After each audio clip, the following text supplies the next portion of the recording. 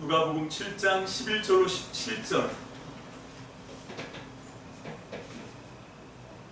우리 함께 하나님 말씀을 받들어 읽습니다. 시작. 한 목소리로 합독하겠습니다. 시작. 그 뒤에 곧 예수께서 나인이라는 성읍으로 가시게 되었는데 제자들과 큰 무리가 또한 동행하였다. 예수께서 성문에 가까이 이르셨을 때에 사람들이 한 죽은 사람을 메고 나오고 있었다. 그 죽은 사람은 그의 어머니의 외아들이고 그 여자는 과부였다. 그런데 그 성에 많은 사람이 그 여자와 함께 따라오고 있었다. 주님께서 그 여자를 보시고 가엾게 여기셔서 말씀하셨다. 울지 말아라. 그리고 앞으로 나아가서 관에 손을 대시니 메고 가는 사람들이 멈추어 섰다. 예수께서 말씀하셨다. 젊은이야, 내가 네게 말한다. 일어나라. 그러자 죽은 사람이 일어나 앉아서 말을 하기 시작하였다. 예수께서 그를 그 어머니에게 돌려주셨다. 그래서 모두 두려움에 사로잡혀서 하나님을 찬양하면서 말하기를 우리에게 큰 예언자가 나타났다 하고 또 하나님께서 자기 백성을 돌보아 주셨다 하였다. 예수의 이 이야기가 온 유대와 그 주위에 있는 모든 지역에 퍼졌다. 아멘. 오늘 우리 이제 그 설교의 제목은 나인성 아들 죽은 과부입니다. 자, 오늘 우리가 죽었다가 살아난 아들도 굉장히 중심이 되지만 사실 오늘 이 말씀의 포인트는 예수님은 지금 누구를 찾아가신 건가 하면 바로 이 아들이 죽은 그 과부를 찾아가서 그 예수를 만나고 이 사람이 변화됐습니다. 우리는 지금 계속해서 만나지 않으면 변하지 않는다 라고 하는 주제를 가지고 성경에서 예수님을 만나고 그의 삶이 정말로 혁신적으로 변화되었던 사람들을 찾아보면서 우리도 똑같은 그런 은혜를 받기를 소망합니다. 아멘. 나도 주님을 만나서 나도 하나님 이렇게 변화되기를 원합니다. 아멘. 그래서 어떻게 하면 우리가 이 사람들처럼 주님을 만나서 오늘 우리 세 번째 시간인데요. 첫 번째가 베드로였고 그리고 두 번째가 누가복음 19장에 나오는 그 여리고의 세관장 삭개오였잖아요. 그 사람들이 예수님을 만나고 새로워졌던 이야기를 우리가 듣습니다. 그래서 우리도 그렇게 만나면 변화가 된다라고 하는 소망을 갖고 그런데 만나지 않으면 변하지 않습니다. 그래서 어떻게 하면 예수님을 만날 수 있나? 어떻게 하면 예수님을 그냥 일생에 딱 한 번 만나는 것이 아니라 어떻게 하면 예수님을 자꾸 만나야 돼요. 여러분 자꾸 만나고 평생을 통하여 계속해서 주님은 우리를 계속해서 찾아오시는 분입니다. 우리는 계속해서 주님을 만나야 됩니다. 오늘도 우리가 성찬식을 했는데 이게 주님을 만나는 거예요. 주님의 살과 피로 내가 그 주님을 영접하는 거죠. 이게 주님을 만나는 겁니다. 우리가 주님을 만날 수 있는 건 그분은 영이시기 때문에 믿음으로 만나는 거죠. 그래서 우리가 주님을 만나서 변화되는 저와 여러분들 되시기를 주의 이름으로 축복합니다. 아멘. 오늘 이 세 번째 이야기 전반부예요. 사실 오늘 이 그 나인성 과부의 이야기를 그 다음 주에 더 이제 우리가 살펴보기를 원하고 오늘은 오리엔테이션이다 이렇게 생각해 주시면 감사하겠습니다. 그래서 참고 성구도 올리다가 말았는데 본문에 한정되어 있고요. 우리가 이 나인성 과부의 사건을 통해서 살펴봐야 될 이야기가 되게 많습니다. 이제 다음 주에 할 걸 미리 예습을 좀 해보면 여러분 이 나인성에서 예수님이 과부의 외아들 하나밖에 없는 아들을 살려내시는 이 사건은 사실 구약에 있는 사건들과 좀 연결이 돼요. 그 구약에 보면 그 엘리야가 나오고 엘리사가 나오죠.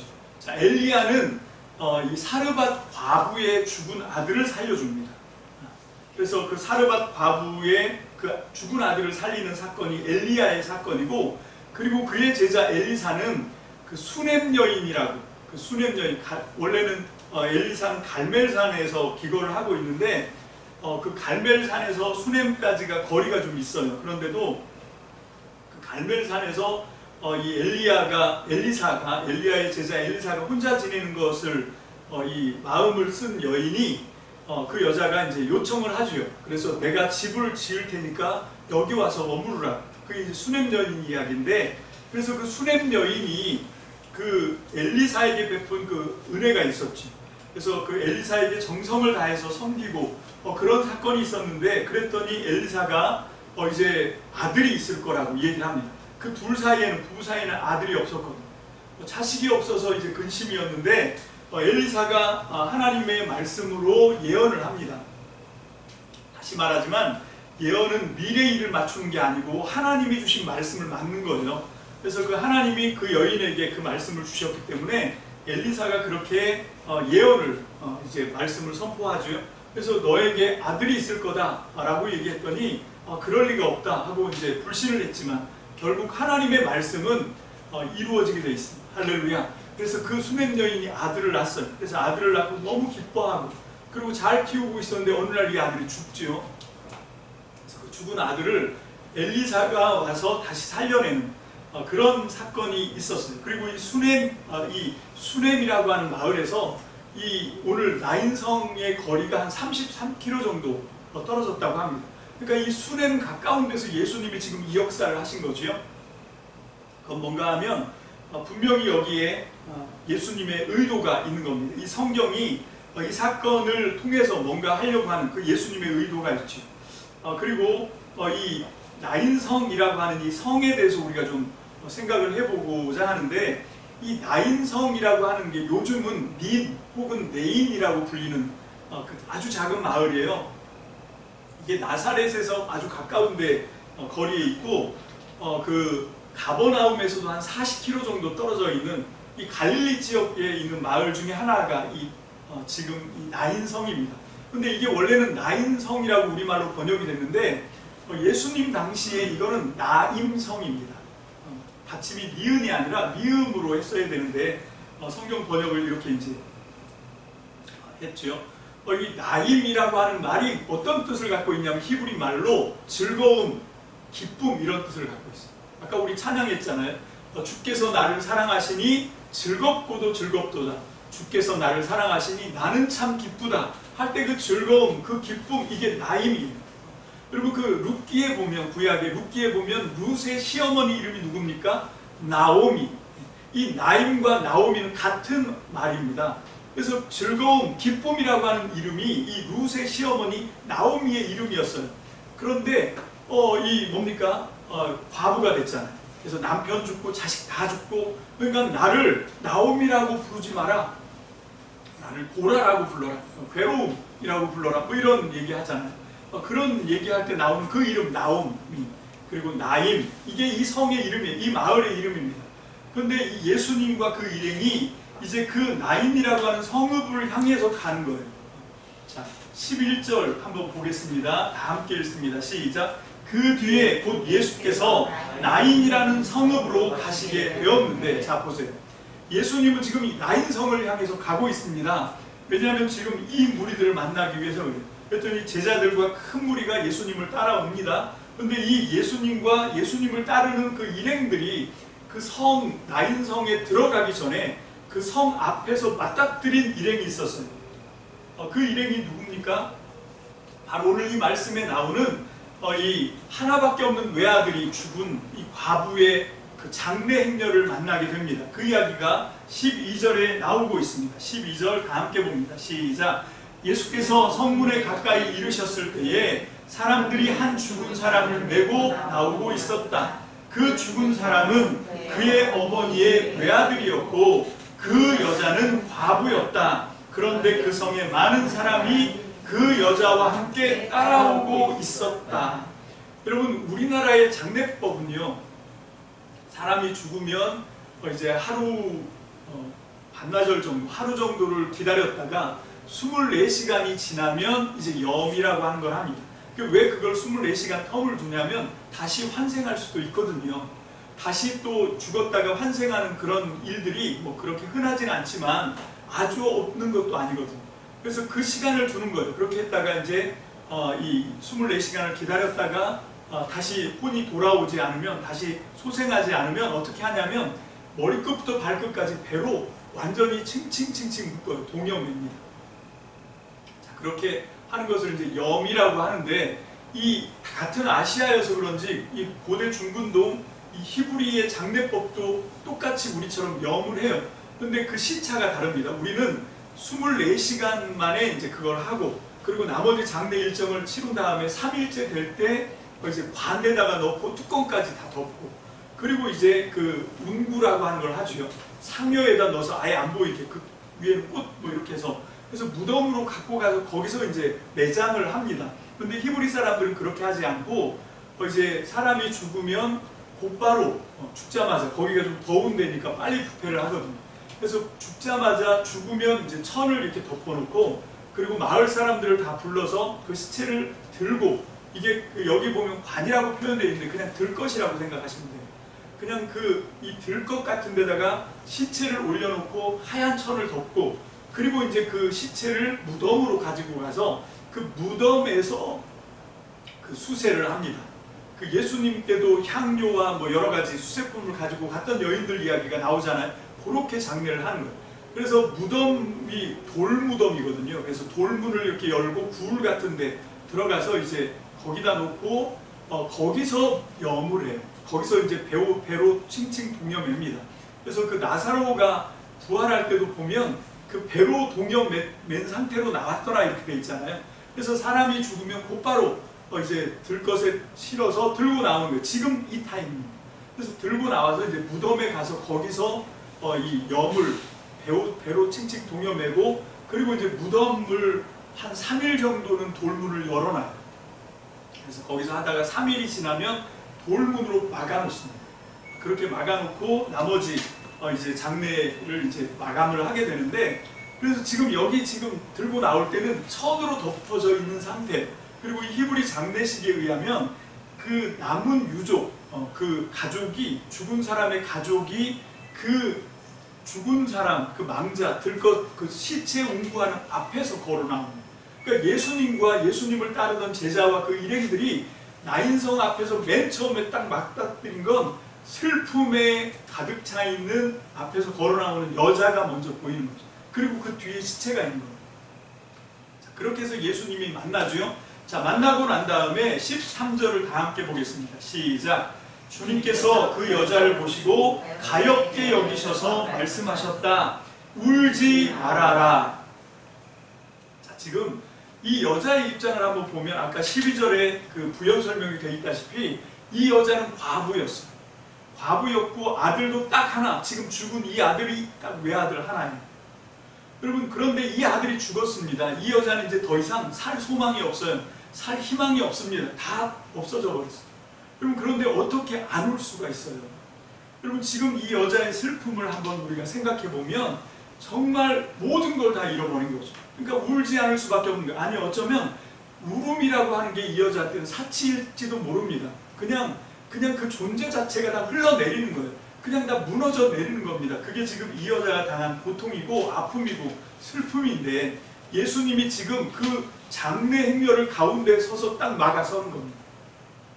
그래서 나인성에서부터 이제 무덤으로 가고 있는 그 일행 앞에 예수님이 딱 가로막고 서신 다음에 예수님께서 말씀하시는 거예요. 울지 말아라. 이게 예수님의 첫 일성이었어요. 이 여자를 향해서. 아니, 어떻게 안 울 수가 있어요? 어떻게 이 고통을, 이 아픔을, 이 슬픔을 어떻게 표현을 안 할 수가 있습니까? 여러분, 이 지구상에, 지금 우리가 살고 있는 이 지구상에 현재 인구가 78억 9천만 명이에요. 거의 79억 인구가 지금 우리가 살고 있는 이 세상에 함께 살고 있는데, 몇 명이 죽냐면 거의 1초에 3명꼴로 전 세계에서 죽어가고 있어요. 우리나라만 해도 2020년 통계에 보니까 30만 5,100명이 사망을 했더라고요. 그게 하루에 820명이 죽음을 당하는 거예요. 사망을 하는 겁니다. 지금 이 순간에도 어디선가 정말 죽음을 맞이한 사람이 있고, 그 죽음으로 떠나보내는 그 정말 처절한 슬픔으로 통곡하는, 이 사망 때문에 우는 사람들의 눈물이 지금도 있어요. 하루에 820명씩 죽어나갑니다. 그게 지금 우리가 살고 있는 이 세상이에요. 근데 여기서 어떻게 우리가 울지 않을 수 있습니까? 정말 아이러니하지요. 이 마을의 이름은 기쁨입니다. 이 마을의 이름은 즐거움입니다. 그런데 지금 여기는 즐거움이 없습니다. 지금 여기는 기쁨이 없습니다. 그냥 오직 하나밖에 없었던 유일한 생명, 삶의 소망을 잃어버린 이 아들 죽은 과부처럼, 이 나인성 과부처럼 지금 통곡하지 않을 수밖에 없고 울지 않을 수밖에 없는 그게 지금 이 세상을 가득 채우고 있는 죽음의 공포잖아요. 누구든지 다 죽습니다. 어떤 사람만 특별히 죽는 게 아니에요. 여러분, 이게 우리는 마치 생명으로 응애하고 태어나는 것 축복이지요. 기쁜 일입니다. 하지만 잘 생각해보면 그거는 사망이라고 하는 관역을 향해서 날아가는 화살이에요. 그게 시위를 떠난 게 탄생입니다. 여러분, 이게 뭐 아무리 오래 산다고 하더라도 여러분, 죽음을 앞둔 사람들에게 물어보면 눈 깜빡할 사이에요. 너무 아쉽고요. 너무 순식간에 지나오고 그렇게 죽음을 맞이합니다. 그게 지금 이 세상입니다.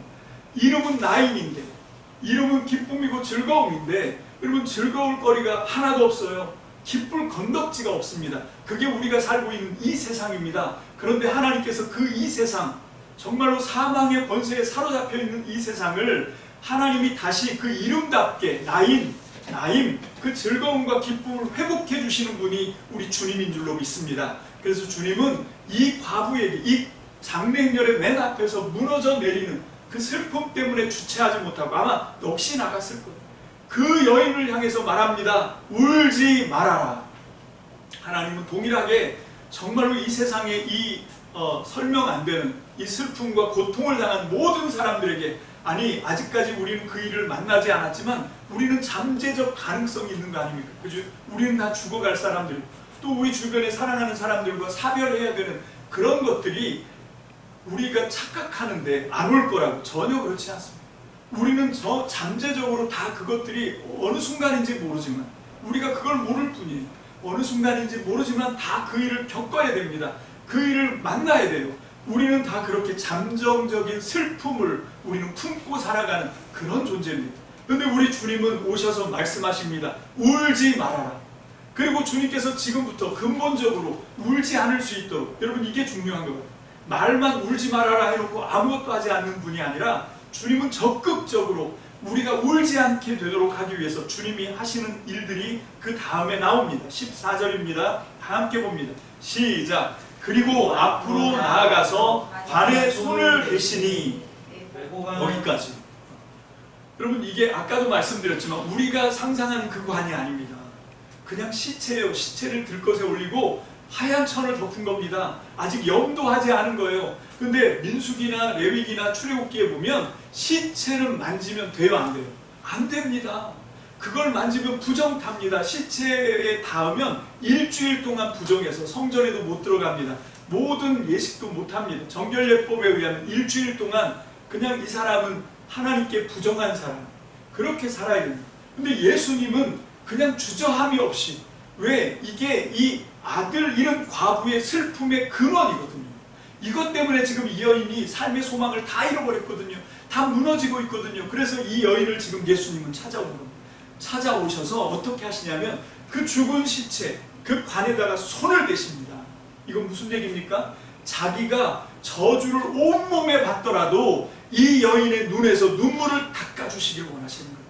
슬픔을 멈추게 하시길 원하는 겁니다. 이 사망의 두려움과 고통의 문제를 해결하시길 원하는 거예요. 그게 주님이십니다. 할렐루야.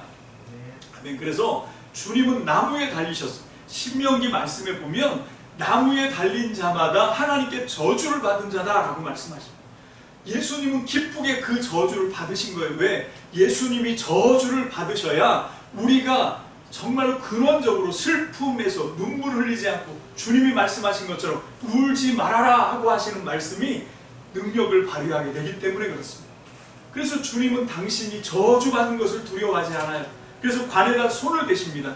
나무 위에 매달리십니다. 그렇게 당신의 온몸으로 그 죄의 짐을 짊어지시고 저주를 받으심으로 그를 믿는 우리에게 영원한 생명의 기쁨과 즐거움을 회복해 주시는 분이 예수님인 줄로 믿습니다. 아멘. 그렇게 손을 대시면서 주님이 말씀하십니다.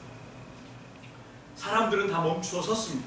여러분, 그 뒤를 계속해서 읽습니다. 14절 시작. 그리고 앞으로 나아가서 관에 손을 대시고 대신이 메고 가는 사람들이 멈추어 섰다. 예수께서 말씀하셨다. 젊은이야, 내가 내게 말한다. 일어나라. 15절 계속해서요. 시작. 그러자 죽은 사람이 일어나 앉아서 말을 하기 시작하였다. 예수께서 그를 그 어머니에게 돌려주셨다. 아멘. 할렐루야. 아멘. 지금 여기서 예수님이 그 시체에다가 손을 대시고 관에다 손을 대시고 그리고 장례행렬을 멈춰 세우시고 그리고 말씀하십니다. 젊은이야 내가 내게 말한다 일어나라. 할렐루야. 아멘. 그 말씀을 하시니까 이 젊은이가 15절에 죽은 사람이었는데 일어나 앉았어요. 그리고 죽은 사람이었는데 말을 하기 시작합니다. 자, 그리고 이게 중요합니다. 그랬더니 우리 주님이 그를 여러분 이 아들은 이미 죽은 아들이잖아요. 아무리 외아들이고 아무리 과부의 외아들이더라도 죽은 아들이면 아무 소용이 없습니다. 그래서 이 여자가 할 수 있는 일, 이 어머니가 할 수 있는 일은 슬퍼하는 것밖에 없어요. 절망하는 것밖에 없어요. 정말 무너지는 것 같은 슬픔을 겪는 것밖에 없습니다. 뭐 할 수 있겠어요? 이 아들은 이미 죽은 아들이거든요.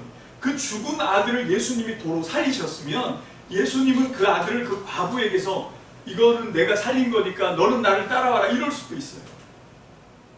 예수님은 그렇게 하지 않습니다. 어떻게 하십니까? 그 여자에게, 그 과부에게, 오직 아들 하나에게 소망을 두고 살아가는 유일한 삶의 생애의 소망이 이제 죽어서 없어져서 슬퍼하는 그 어머니에게 그 아들을 살려서 다시 어머니에게 돌려줍니다.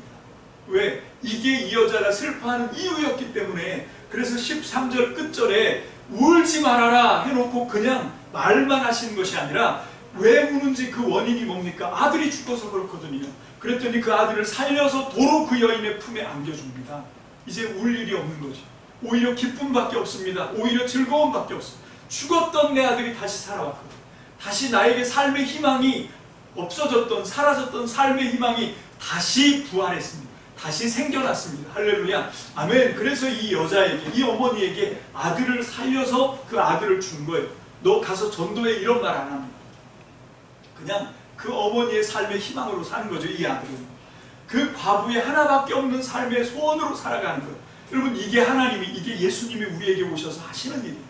여러분 이 나인성 과부처럼 우리 모든 아까 말씀드린 것처럼 잠정적인 슬픔과 절망을 끌어안고 살고 있는 사람들, 그 원인 중에 가장 강력한 게 사망입니다. 죽음. 여러분 우리 죽음은 우리와 멀리 떨어져 있는 게 아니에요. 가까이 있습니다. 너무 가까이 있습니다. 우리가 그냥 일부러 생각 안 하고 일부러 그냥 무시하고 살아서 그렇지 이 죽음이 얼마나 우리와 가까이 있는지 모릅니다. 우리도 잠재적으로 이 절망과 슬픔을 우리는 품고 살아가고 있는데 우리 주님이 찾아오셔서 말씀합니다. 울지 말아라. 울지 말아라. 여러분 울지 마시길 주님의 이름으로 축복합니다. 아멘. 그런데 그걸로 끝나는 게 아니라 우리 주님을 만나면 우리가 울어야만 할 수밖에 없는 그 울음의 원인을 해결해 주시는 분이세요. 여러분 아까 말씀드렸습니다. 이게 사망 때문에 그렇다. 여러분 우리 예수님은 십자가에서 죽으셨을 뿐만 아니라 3일 만에 부활하셔서 무덤문을 여시고 죽음의 권세를 깨뜨리고 부활하신 분입니다. 할렐루야. 그분이 지금도 하늘 보좌에서 우리를 다스려 주시는 분인 것을 믿으시길 바랍니다. 그 하늘 보좌에 계신 그 예수님이 성령으로 우리 속에 내주에 계십니다. 내 안에 찾아오셔서 우리가 육신의 죽음을 맞을 수밖에 없지만 그러나 그걸로 끝나는 인생이 아니라 영생의 소망을 우리에게 주신 줄로 믿습니다. 아멘. 할렐루야. 이 믿음으로 살아가는 저와 여러분들 되시기를 주님의 이름으로 축복합니다. 이 믿음으로 정말 여기 이 성, 이 마을의 이름처럼 기쁘고 즐거운 인생을 살아가시기를 주님의 이름으로 축복합니다. 왜냐하면 하나님은 우리의 결핍을 아세요. 우리의 현실을 아십니다. 그래서 하나님은 우리를 그 현실의 절망과 슬픔 속에서 건져내셔서 하늘의 기쁨과 영생의 즐거움으로 여러분 삶을 만끽하고 누리고 살아갈 수 있도록 우리를 성도로 불러주신 것을 믿으시기를 주님의 이름으로 축복합니다. 축복합니다. 아멘. 이렇게 예수님을 만나는 사람마다 문제가 해결됩니다.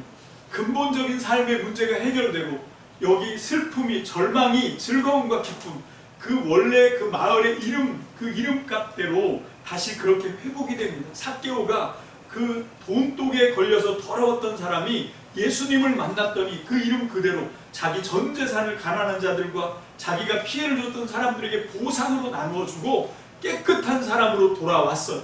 여러분 그리고 베드로 역시 물고기나 잡아먹고 살던 사람인데 하나님이 예수님을 통해서 만나주시니까 베드로가 사람을 낚는 어부가 되고 초대교회를 세우는 기적의 주인공이 된 줄로 믿습니다. 아멘. 저와 여러분도 예수님을 만나기만 하면 예수님을 만나기만 하면 변화될 줄로 믿습니다. 만나지 않으면 변하지 않아요. 그러나 만나기만 하면 우리도 똑같이 변화될 줄로 믿습니다. 그러면 우리는 어떻게 만납니까? 타임머신 타고 2000년 전으로 돌아가야 됩니까? 그래서 2000년 전에 사람이 되셔서 오셨던 예수님을 만나야 되나요? 그거 아니죠. 여러분, 이 베드로를 만났을 때도 예수님은 베드로를 뭐라고 말씀하시냐면 그물을 깊은 데로 배를 끌고 들어가서 그물을 내려라, 이렇게 말씀하시죠. 여러분, 삭개오에게도 똑같이 말씀하십니다. 속히 내려와라, 내가 네 집에서 묵어야 되겠다 말씀하시다. 여러분, 오늘 여기 이 나인성 과부에게도 울지 말아라 말씀하시잖아요. 죽은 아들에게도 그 시체에 손을 대시면서 젊은이야, 뭐라고 말씀하셨습니까? 젊은이야, 내가 내게 말한다, 일어나라 말씀하셨어요. 무슨 얘기인가 하면 우리가 지금 이 시간에 예수님이 생존해 계셨던 데로부터 2000년이 지난 지금 우리가 예수님을 만나는 방법이 뭐가 있습니까? 두 가지가 있어요. 뭡니까? 말씀과 성령입니다. 할렐루야, 아멘. 지금도 우리는 그 예수님을 만날 수 있어요. 만나지 않으면 변하지 않습니다. 왜 우리의 삶에 여전히 사망과 슬픔이 기숙하고 있습니까? 만나지 않으니까 그런 거예요.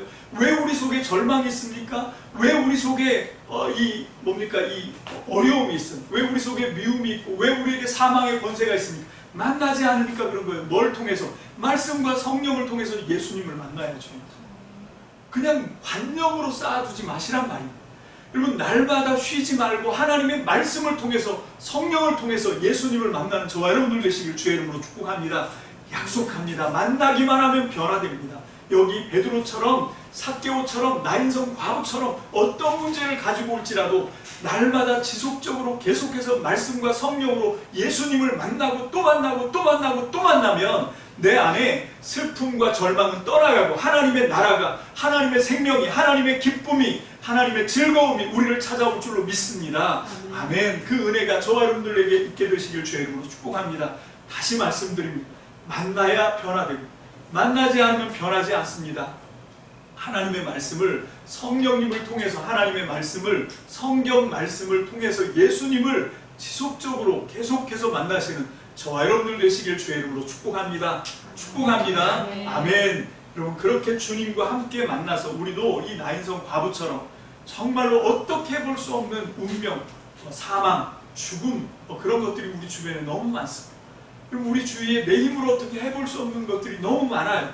여러분, 이 문제를 가지고 끊임없이 성령 안에서 하나님의 말씀을 통해서 예수님을 만나시길 주님의 이름으로 축복합니다. 아멘. 그러면 주님은 그 말씀과 성령의 역사를 통해서 우리에게 이 근본적인 문제 속에 있음에도 불구하고 여전히 우리는 연약해, 세상 속에 있고 시간과 공간의 지배를 받고 그래서 우리는 점점 사망으로 끌려갑니다. 그런 속에 우리가 던져져 있고 그런 일들을 운명으로 맞아야 되지만 그럼에도 불구하고 말씀과 성령으로 날마다 예수님을 만나고 예수님의 안에 살고 예수님과 함께 동행하기 시작하면 우리는 이 모든 굴레에서 벗어나게 될 줄로 믿습니다. 참 구원을 받게 될 줄로 믿습니다. 아멘. 이 소망을 품고 살아가시는 저와 여러분들 되시기를 주님의 이름으로 축복합니다. 축복합니다. 기도하겠습니다. 우리 기도하시기 전에 아까 말씀드린 것처럼 우리 찬송 202장 찬양 하나님께 드리시고 오늘 주신 말씀을 좀 기억하시면서 하나님 말씀, 이 말씀을 통해서 우리가 주님을 만나거든요. 이 말씀을 통해서 지금 이 시대의 이 많은 어려움과 연약함 속에서 우리는 오직 주님을 이 말씀을 통해서 만난다 라고 하는 것을 우리가 분명히 오늘 말씀을 통해서 마음에 새기시고 이 찬양으로 결단하는 저와 여러분들 되시기를 주님의 이름으로 축복합니다.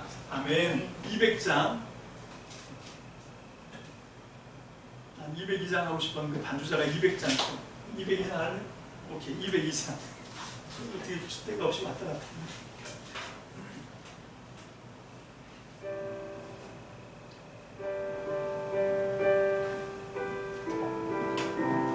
우리 후렴부터 하겠습니다. 주께서 나를 사랑하니 주께서 나를 사랑하니 즐겁도다 주께서 나를 사랑하니